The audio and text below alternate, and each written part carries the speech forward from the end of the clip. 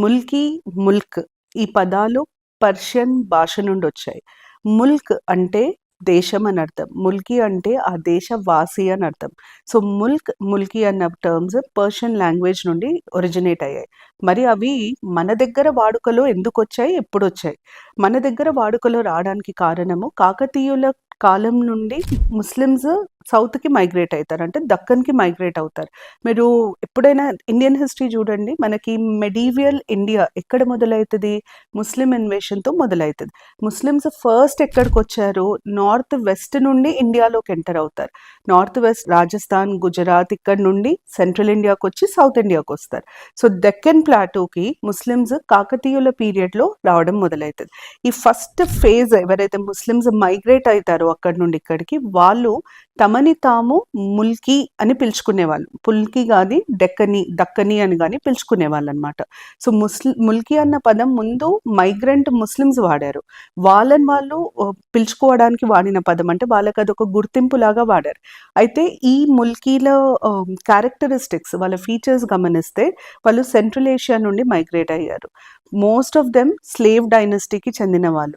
వాళ్ళకి పెద్దగా చదువు ఉండేది కాదు. మంచి జీవితం కోసం వాళ్ళు, అంటే బతుకు తెరువు కోసం వాళ్ళు మైగ్రేట్ అవుతారనమాట. అయితే వాళ్ళకి పెద్దగా చదువులు లేవు కాబట్టి పెద్ద పెద్ద పదవులు గానీ, పెద్దగా సంపాదన గానీ ఉండేది కాదు. కాకతీయుల కాలం అయిపోయిన తర్వాత బహమనీల కాలంలో మళ్ళీ మైగ్రేషన్ కంటిన్యూ అవుతది. ముస్లిం మైగ్రేషన్. ఈ తర్వాత వచ్చిన ముస్లిమ్స్‌ని, ముందొచ్చిన ముస్లిమ్స్ అంటే తమను తాము ముల్కీ అని పిలుచుకునే ముస్లిమ్స్, తర్వాత వచ్చిన ముస్లిమ్స్‌ని గైర్ ముల్కీ లేదా అఫాకీ అని పిలిసేవాళ్ళు. గైర్ ముల్కీ అంటే నాన్ ముల్కీ. వీళ్ళు ముల్కీలు కాదు. వీళ్ళు మా తర్వాత వచ్చారు అని ఉద్దేశం. ఇక్కడ మీరు అర్థం చేసుకోవాల్సింది ఏంటంటే, ముల్కీ అంటే నేను ముందొచ్చిన, నేను ఇక్కడ ముందు సెటిల్ అయినా. సో, నేను ఇక్కడి వాడిని అన్న ఒక ఉద్దేశం ఉండేది. తర్వాత వచ్చిన వాళ్ళు మా తర్వాత వచ్చిన వాళ్ళు. సో, ఎప్పుడైనా ముందొచ్చిన వాళ్ళకి ప్రిఫరెన్స్ ఇవ్వాలా? తర్వాత వచ్చిన వాళ్ళకి ప్రిఫరెన్స్ ఇవ్వాలా? ముందొచ్చిన వాళ్ళకే ప్రతి దాంట్లో ప్రిఫరెన్స్ ఉండాలి. అది ఉద్దేశం. అయితే ఈ తర్వాత వచ్చిన వాళ్ళు ఎవరైతే ఉన్నారో గైర్ ముల్కీస్ లేదా అఫాకీస్ ఎవరైతే ఉన్నారో వాళ్ళ ప్రొఫైల్ చూస్తే వాళ్ళు వెస్ట్ ఏషియా నుండి మైగ్రేట్ అయ్యారు. వాళ్ళు మంచి మంచి ఫ్యామిలీస్‌కి చెందిన వాళ్ళు. వాళ్ళు బిజినెస్ పరంగా మైగ్రేట్ అయ్యారు. అంటే ఇంకా ఎక్కువ డబ్బు సంపాదించడానికి, చదువుకున్న వాళ్ళు ఇంకెక్కువ డబ్బు సంపాదించడానికి, స్థిరపడడానికి మైగ్రేట్ అయిన వాళ్ళు. వీళ్ళ చదువు వల్ల, వీళ్ళకున్న అవగాహన వల్ల వీళ్ళకి మంచి మంచి పోస్టులు వచ్చేవి గవర్నమెంట్‌లో. దీంతో ముల్కీల మధ్యలో, నాన్ ముల్కీల మధ్యలో బహమనీ కాలంలో చాలా యుద్ధం జరిగింది. అంటే చాలా కాన్ఫ్లిక్ట్ ఉండేది.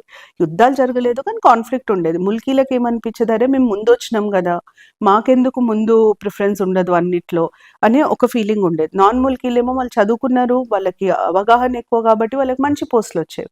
ఇంకా దీన్ని ఈ సిచ్యువేషన్ ఎందుకు వర్స్ట్ అయిందంటే, నాన్ ముల్కీలు ముల్కీల మీద పెత్తనం చెలాయించడం మొదలు పెడతారు. ఈ డామినేషన్ వల్ల, నాన్ ముల్కీ డామినేషన్ వల్ల ముల్కీస్ ఎఫెక్ట్ అవుతారు.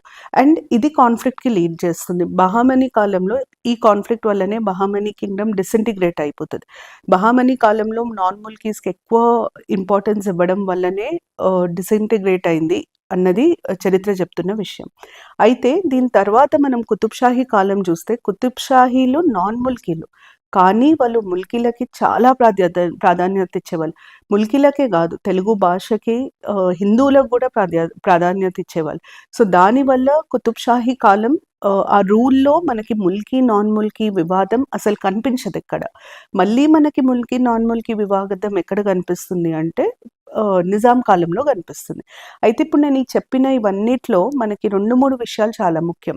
ముల్కీ అన్న పదం ఎక్కడి నుండొచ్చింది? అఫాకీ అన్న పదం అర్థం ఏంటి? ముల్కీలని తమను తాము పిలుచుకున్న వాళ్ళ ప్రొఫైల్ ఎట్లా ఉండింది? తర్వాత మైగ్రేట్ అయిన ముస్లిమ్స్ ప్రొఫైల్ ఎట్లా ఉండింది? వీళ్ళిద్దరి మధ్యలో వివాదం రావడానికి కారణం ఏంటి? ఇట్లాంటి అనాలిసిస్ మీకు మెయిన్స్‌కి బాగా పనికొస్తుంది. నేను యాక్చువల్లీ ఈ వీడియో తర్వాత ఒక మాస్టర్ క్లాస్ తీసుకుంటాను. దాంట్లో తెలంగాణ ఉద్యమం మీద ఇన్ని రోజులు, అంటే ఇన్నేళ్ళు జరిగిన ఎగ్జామ్స్‌లో వచ్చిన ప్రశ్నలు, అవి ఎట్లా ఫ్రేమ్ చేస్తున్నారు? వాటిని ఎట్లా డీకోడ్ చేయాలి? నిజాం కాలంలో ముల్కీ, నాన్ ముల్కీ సమస్యని మనము సాలార్జంగ్ వన్ ప్రధానమంత్రి అయ్యే వరకి చర్చించము, చూడము. కారణం ఏంటంటే, సాలార్జంగ్ వన్ ప్రధానమంత్రి అయ్యే సమయం వరకి నాన్ ముల్కీలు ఎవరైతే నిజాం ప్రభుత్వం కింద ఉద్యోగం చేసేవాళ్ళు వాళ్ళ సంఖ్య చాలా తక్కువ ఉండేది. కాబట్టి వాళ్ళ వల్ల సమస్య లేకుండే, వాళ్ళ వల్ల ఎలాంటి ఇబ్బంది లేకుండే. కానీ అందుకనే అసలు సాలార్జంగ్ 1 రాకముందు మనం అసలు నిజాంల కింద ముల్కీ సమస్య గురించి మాట్లాడాం. సాలార్జంగ్ 1 1853లో ప్రైమ్ మినిస్టర్ అయ్యారు. ఆయన ప్రైమ్ మినిస్టర్ అయిన టైంకి ఆర్థిక సంక్షోభంలో ఉండింది హైదరాబాద్ స్టేట్. ఎకనామిక్ స్టేటస్ చాలా వర్స్ట్గా ఉండింది. కారణం ఏంటి అన్నదానికి ఆయన విశ్లేషించినప్పుడు వారికి అర్థమైంది ఏంటంటే, ప్రజల నుండి 10 రూపాయలు వసూలు చేస్తే రాజుకి మాత్రం 1 రూపాయే వస్తుంది. ఎందుకంటే రాజుకి ఎప్పుడైనా అతి ముఖ్యమైన దారి income, main source of income tax. ఈ పన్ను ప్రజల దగ్గర నుండి 10 రూపాయలు తీసుకుంటున్నారు, కానీ రాజు దగ్గరకు వచ్చేది మాత్రం చేరేది మాత్రం 1 రూపాయి. ఈ మిగతా 9 రూపాయలు మధ్యవర్తులు తినేస్తున్నారు. అంటే పన్ను వసూలు చేసే విధానం, రెవెన్యూ సిస్టంలో లోపాలు ఉన్నాయి. చాలా మంది ఇంటర్మీడియరీస్ ఉన్నారు. ఈ రెవెన్యూ సిస్టమ్ ఇట్లనే కంటిన్యూ అయితే నిజాం రాజ్యానికి, నిజాం రాజు దగ్గర సంపాదన ఉండదు అన్న విషయం సాలార్జంగ్ 1కి అర్థమైంది.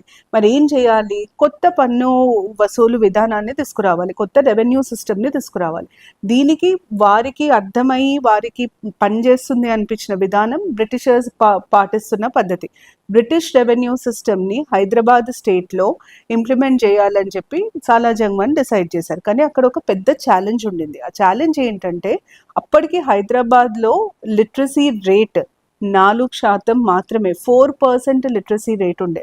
అది కూడా ఏం లిటరసీ? మోడర్న్ ఎడ్యుకేషన్ కాదు, అంటే బ్రిటిష్ ఇండియాలో ఉన్న ఎడ్యుకేషన్ సిస్టమ్ కాదు.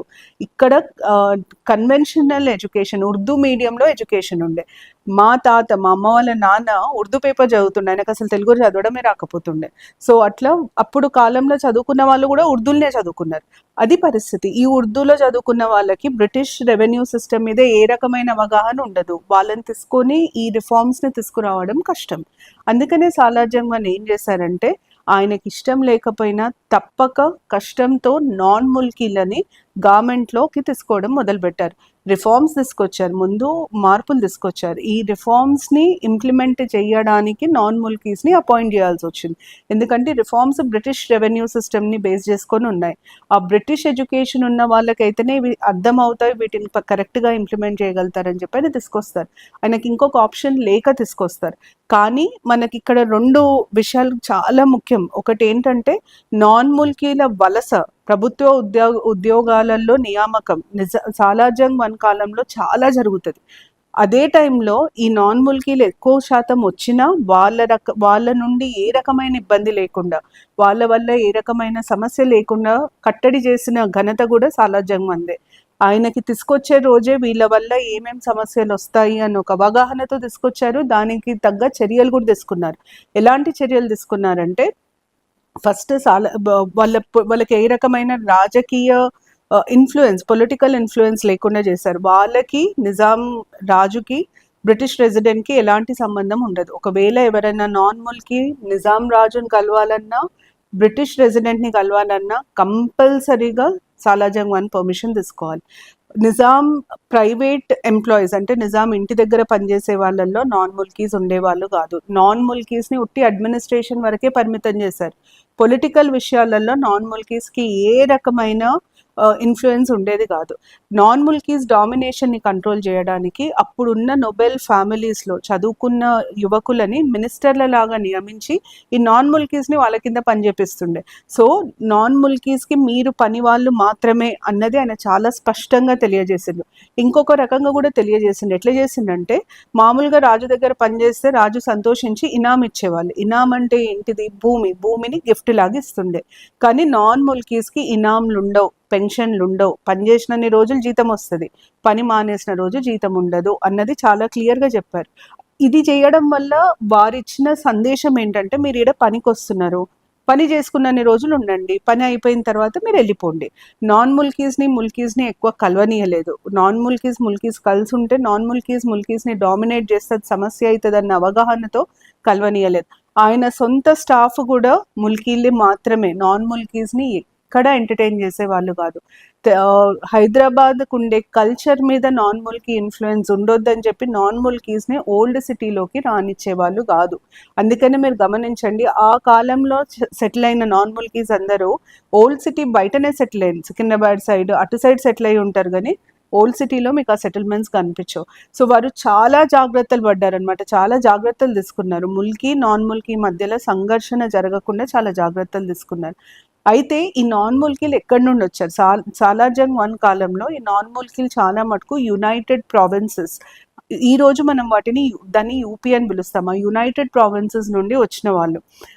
అలాగే అలీగఢ్ ముస్లిం యూనివర్సిటీ ఎస్టాబ్లిష్మెంట్లో సాలార్జంగ్ 1ది రోల్ ఉంది. సో అలీగఢ్ ముస్లిం యూనివర్సిటీ నుండి గ్రాడ్యుయేట్ అయిన ముస్లిమ్స్ కూడా హైదరాబాద్ స్టేట్కి వచ్చారు. ఇంకొక major event, non Mulki Muslims Hyderabad రావడానికి కాంట్రిబ్యూట్ చేసిన మేజర్ ఈవెంట్ 1857 రివోల్ట్. 1857 రివోల్ట్లో బ్రిటిషర్స్ ఆ రివోల్ట్ అయ్యే సమయానికి హిందూ ముస్లింల ఐక్యత వల్లనే ఈ రివోల్ట్ వచ్చింది. దీనికి వాళ్ళు ముస్లిమ్స్ని బ్లేమ్ చేస్తారు. అందుకనే డివైడ్ అండ్ రూల్ పాలసీలో ఫస్ట్ బ్రిటిషర్స్ ముస్లిమ్స్ని టార్గెట్ చేస్తారు. ఆ ముస్లిమ్స్ని టార్గెట్ చేసి బ్రిటిష్ ఉద్యోగంలో ఉన్న ముస్లిమ్స్ అందరినీ తీసేస్తారు. వాళ్ళందరూ ఇప్పుడు ఇండియాలో ఏ రాజ్యంలో ముస్లిం రాజు ఉన్నారు అని వెతికితే నిజాం రాజ్యంలో ఉండే. నిజాం స్టేట్ చాలా పెద్దది, హైదరాబాద్ స్టేట్ పెద్దది, దాని రాజు ఒక ముస్లిం కాబట్టి మాకు ఇక్కడ ఏదో ఒక పని దొరకకపోతుందా అని ఆశతో వచ్చిన చాలా మంది ముస్లిమ్స్, మైగ్రేట్ అయిన చాలా మంది ముస్లిమ్స్కి కూడా ఉద్యోగాలు వచ్చినాయి. అయినా ఉట్టి ముస్లిమ్స్ ముల్కీని నాన్ ముల్కీస్ ఇన్ఫ్లుయెన్స్ చేయకుండానే కాపాడలేదు, ముల్కీలలో కూడా లిటరసీ రేటు పెంచడానికి ప్రయత్నించారు సాలార్జంగ్ 1. స్కూల్స్ ఎస్టాబ్లిష్ చేశారు, స్కిల్ డెవలప్మెంట్. ఇప్పుడు సర్వేయర్ రోల్ ఉంది, దానికి పెద్దగా చదువు అవసరం లేదు, సర్వే ఎట్లా చేయాలనో నేర్పిస్తే వాళ్ళు సర్వేయర్ లాగా పనిచేయచ్చు. సో సర్వేయర్ ఉద్యోగాలు ఇట్లాంటి వాటికి ట్రైనింగ్ ఇప్పించడము, స్కూల్స్ ఎస్టాబ్లిష్ చేయడం, కాలేజెస్ ఎస్టాబ్లిష్ చేయడం మోడర్న్ ఎడ్యుకేషన్తో. ఇలా అయినా ముల్కీస్లలో కూడా లిటరసీ రేటు పెంచి వాళ్ళని కూడా అడ్మినిస్ట్రేషన్లోకి తీసుకోవడానికి కావాల్సిన ఏర్పాట్లన్నీ చేశారు. సో మనము సాలార్జంగ్ 1 పీరియడ్ని ఎట్లా అర్థం చేసుకోవాలంటే, సాలార్జంగ్ 1 పీరియడ్లో చాలామంది నాన్ ముల్కీలని ప్రభుత్వ ఉద్యోగాలలో నియమించారు. ఈ నాన్ ముల్కీలు ఎక్కడి నుండి వచ్చారు, ఈ నాన్ ముల్కీల వల్ల వచ్చిన సమస్యలు ఏంటి, వాటికి సమాధానం సాలార్జంగ్ 1 ఎలా చేశారంటే, నాన్ ముల్కీలని ఎలా కట్టడి చేశారు సాలార్జంగ్ 1. నాన్ ముల్కీలను కట్టడి చేయడంతో పాటు ముల్కీల అభివృద్ధికి వారు చాలా చర్యలు తీసుకున్నారు. ఎడ్యుకేషన్ని పెంచడానికి, వాళ్ళకి స్కిల్ డెవలప్ చేయడానికి, వాళ్ళని గవర్నమెంట్ జాబ్స్లోకి తీసుకోవడానికి చాలా మెజర్స్ తీసుకున్నారు. ఆ మెజర్స్ తెలియాలి. అయితే ట్రాజడీ ఏంటంటే 1883లో సడన్గా జబ్బుబడి సాలార్జంగ్ 1 చనిపోయారు. ఆ టైంకి నిజాం ఇంకా రాజు కావడానికి రావాల్సిన వయసు లేకుండే, ఇంకా 1 year తక్కువ ఉండింది వారి వయసు. సో ఇమీడియట్గా నిజాం 6ని రాజుగా ప్రకటించే పరిస్థితి లేదు. సాలార్జంగ్ 1 మృతి తర్వాత 1 year పీరియడ్, అంటే 1883 నుండి 1884 వరకు కౌన్సిల్ ఆఫ్ రిజెన్సీ అని ఒక సెట్ ఆఫ్ పీపుల్, ఒక group of people Hyderabad state పరిపాలనను చూసుకున్నారు. ఈ గ్రూప్ ఆఫ్ పీపుల్ సాలార్జంగ్ 1 అంత పట్టు లేకుండే అడ్మినిస్ట్రేషన్ మీద, అంత స్ట్రిక్ట్గా లేకుండే. సో ఈ టైం పీరియడ్లో నాన్ ముల్కీలు పొలిటికల్గా ఎదగడం మొదలుపెట్టారు. నాన్ ముల్కీల పొలిటికల్ ఇన్ఫ్లుయెన్స్ స్టార్ట్ అవుతుంది. మనం అర్థం చేసుకోవాల్సింది ఏంటంటే, phase 1 సాలార్జంగ్ 1 పీరియడ్లో మనకి నాన్ ముల్కీ డామినేషన్ ఉట్టి ఎంప్లాయ్మెంట్ స్పియర్, పబ్లిక్ ఎంప్లాయ్మెంట్ స్పియర్లోనే కనిపిస్తుంది. కానీ సాలార్జంగ్ 1 తర్వాత నిజాం 6 పీరియడ్లో గ్రాడ్యువల్గా నాన్ ముల్కీ ఇన్ఫ్లుయెన్స్ ఎంప్లాయ్మెంట్లోనూ పొలిటికల్ అఫైర్స్లోనూ స్టార్ట్ అవుతుంది, ఎడ్యుకేషన్ పొలిటికల్ అఫైర్స్లోనూ స్టార్ట్ అవుతుంది. సో మనం ఇలా సాలార్జంగ్ 1 పీరియడ్ని అర్థం చేసుకున్నాక నిజాం 6 పీరియడ్కి వెళ్తాం. నిజాం 6 పీరియడ్లో మనకు చాలా ఇంపార్టెంట్ ఫీచర్ ఏదైతే కనిపిస్తుందో అది పరిపాలనలో ఇన్స్టెబిలిటీ, అడ్మినిస్ట్రేషన్లో స్టెబిలిటీ ఉండదు. ఎందుకంటే కరెక్ట్ ప్రైమ్ మినిస్టర్ ఉండరు, చాలా మంది మారుతారు. కొన్ని ఇయర్స్ అయితే నిజాం 6 ప్రైమ్ మినిస్టర్ లాగా వ్యవహరిస్తారు. సో ఈ ఇన్స్టెబిలిటీ వల్ల నాన్ ముల్కీ ఇన్ఫ్లుయెన్స్ చాలా పెరుగుతుంది, అదొకటి. రెండో ప్రాబ్లం ఏముండింది అంటే, నిజాం ఇంకా సాలార్జంగ్ 1 కొడుకు సాలార్జంగ్ 2 క్లాస్మేట్స్ ఉండే, చిన్నప్పటి నుండి కలిసి చదువుకున్నారు. దానివల్ల సాలార్జంగ్ 2కి నిజాంకి ఉన్న రిలేషన్షిప్తో నిజాం వారిని కంట్రోల్ చేయలేకపోయాడు. సాలార్జంగ్ 1 తండ్రి, సాలార్జంగ్ 2 కొడుకు, వీళ్ళిద్దరికి నక్కకు నాగలోకంకు ఉన్నంత తేడా ఉండే. సాలార్జంగ్ 1 ముల్కీలను సపోర్ట్ చేసేవాళ్ళు, ఆయన ముల్కీలకు చాలా ప్రాధాన్యత ఇచ్చేవాళ్ళు.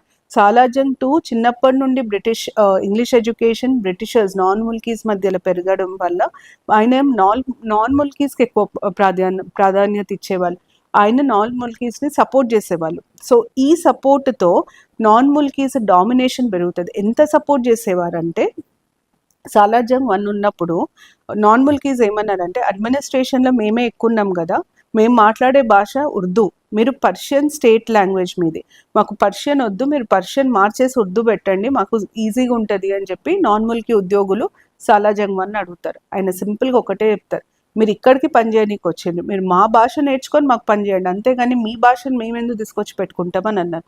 ఈరోజు ప్రపంచంలో ఇది చైనా వాళ్ళు పాటిస్తున్నారు. చైనాతో ఎవ్వరు బిజినెస్ చేయాలనుకున్నా చైనీస్ నేర్చుకోవాల్సిందే, లేదా ఒక ట్రాన్స్లేటర్ని పట్టుకొని పోవాలా, లేదా వాళ్ళ టెక్నాలజీని ఎంత డెవలప్ చేసిందంటే మనం ఇంగ్లీష్లో కానీ ఇంకేదైనా భాషలో కానీ చెప్తే చైనీస్లో ట్రాన్స్లేట్ చేసి వాళ్ళకి చెప్తుంది, అంతేగాని వాళ్ళు ఇంగ్లీష్ నేర్చుకోవడం వేరే భాష నేర్చుకోరు. సో సాలార్జంగ్ 1 అంత స్ట్రిక్ట్ ఉండే. సాలార్జంగ్ 2 ప్రైమ్ మినిస్టర్ కాగానే ఫస్ట్ ఆయన చేసిన మార్పు ఏంటంటే పర్షియన్ని తీసేసి లక్నవీ ఉర్దూని స్టేట్ లాంగ్వేజ్ లాగా ప్రకటిస్తారు. దీంతో ముల్కీస్ చాలా ఇబ్బంది పడతారు. ఇదే కాకుండా రాజకీయంగా వాళ్ళ ఇన్ఫ్లుయెన్స్ పెరిగిన తర్వాత నాన్ ముల్కీస్ని డామినేట్ చేయడం మొదలు పెడతారు. సో ముల్కీస్ ఏం చేస్తారంటే నిజాం 6 దగ్గరికి వెళ్ళి, అయ్యా మా పరిస్థితి ఇది, ప్రైమ్ మినిస్టర్ నాన్ ముల్కీస్ని సపోర్ట్ చేస్తుంది, మరి మేము ఏం చేయాలా, మాకు ఏం అర్థమైతే లేదు, మాకు చాలా ఇబ్బంది అవుతుందని చెప్పి పోయి సాలార్జంగ్ 1 మీద కంప్లైంట్ చేస్తారు. నిజాం 6 అప్పుడు ఆ కంప్లైంట్కి రెస్పాన్స్లో ఒక డేటా పబ్లిష్ చేస్తారు. ఫస్ట్ టైం గవర్నమెంట్ అడ్మినిస్ట్రేషన్లో ఎంతమంది ముల్కీస్ ఉన్నారు, ఎంతమంది నాన్ ముల్కీస్ ఉన్నారు, ముల్కీస్కి ఎంత జీతం పోతుంది, నాన్ ముల్కీస్కి ఎంత జీతం పోతుంది అని ఒక ఒఫీషియల్ స్టాటిస్టిక్స్ పబ్లిష్ చేస్తారు నిజాం 6. మీరు ఆలోచించండి, ఒఫీషియల్ స్టాటిస్టిక్స్ పబ్లిష్ చేయడం కరెక్టా రాంగా, దానివల్ల నష్టం జరిగిందా లాభం జరిగిందా? కరెక్ట్ రాంగ్ పక్కన పెడితే డెఫినెట్గా నష్టం జరిగింది. ఎందుకంటే అప్పటి వరకు ముల్కీస్ ఏమని వాదించే వాళ్ళు, నాన్ ముల్కీస్ డామినేషన్ ఎక్కువ ఉంది, వాళ్ళకి ఎక్కువ ప్రిఫరెన్స్ ఉంది, వాళ్ళ జీత భృత్యాలు బాగున్నాయని చెప్పేవాళ్ళు. కానీ వాళ్ళ దగ్గర ఏమీ డేటా లేదు దాని గురించి మాట్లాడడానికి. మేము చెప్తున్నాం ఇది ఆధారం అని చూపించడానికి ఏం లేదు. ఈ లిస్ట్ ప్రకటించడం ద్వారా నాన్ ముల్కీస్ ఎక్కువ ఉద్యోగాలలో ఉన్నారు, వాళ్ళకి ఎక్కువ జీతం పోతుంది అన్న విషయము ఒక ఆధారంతో సహా బయటపడింది. సో నాన్ ముల్కీ వివాదం ఏదైతే ఉందో అది గ్రాడ్యువల్గా పెద్దగా అవుతుంది. ఈ లిస్టులు ప్రకటన వల్ల పెద్దగా అవుతుంది. దాని తర్వాత మళ్ళీ ఈ గొడవని తగ్గించడానికి సాలార్జంగ్ 2 రిజైన్ చేస్తారు. నిజాం 6 ముల్కీ రూల్స్ని ప్రకటిస్తారు. మొదటిసారి ముల్కీ అన్న పదాన్ని డిఫైన్ చేయడం జరుగుతుంది. మీకు ఎగ్జామ్ పర్స్పెక్టివ్లో ఇవన్నీ తెలియాలి, ఆ లిస్టులో వచ్చిన డేటా తెలియాలి. ఈ ఫర్మానా అంటుండే order by the king, orders Nizam 6 release చేసిన ఆర్డర్స్ తెలియాలి. సో నిజాం 6 పీరియడ్లో అయిన మేజర్ చేంజ్ ఏంటంటే ఉట్టి ఎంప్లాయ్మెంట్ వరకే ఇన్ఫ్లుయెన్స్లో ఉన్న నాన్ ముల్కీలో నిజాం 6 పీరియడ్లో ఎడ్యుకేషన్లో కూడా డామినేట్ చేస్తారు. పొలిటికల్గా కూడా వాళ్ళు గ్రాడ్యువల్గా ఇన్ఫ్లుయెన్స్ గెయిన్ చేస్తారు. మరి ఎడ్యుకేషన్లో ఎట్లా చేశారు? నిజాం 6 కాలంలో నిజామ్స్ కాలేజ్ని ఎస్టాబ్లిష్ చేస్తారు. నిజామ్స్ కాలేజ్ని బేసిక్గా అప్పటి కాలంలో ఉన్న నవాబుల పిల్లలు, జమీందార్ల పిల్లలకి ఇంగ్లీష్ ఎడ్యుకేషన్ అఫోర్డ్ చేయడానికి, పబ్లిక్ సర్వెంట్స్ పిల్లలకి ఇంగ్లీష్లో బోధన చేయడానికి నిజామ్స్ కాలేజ్ ఎస్టాబ్లిష్ అవుతుంది.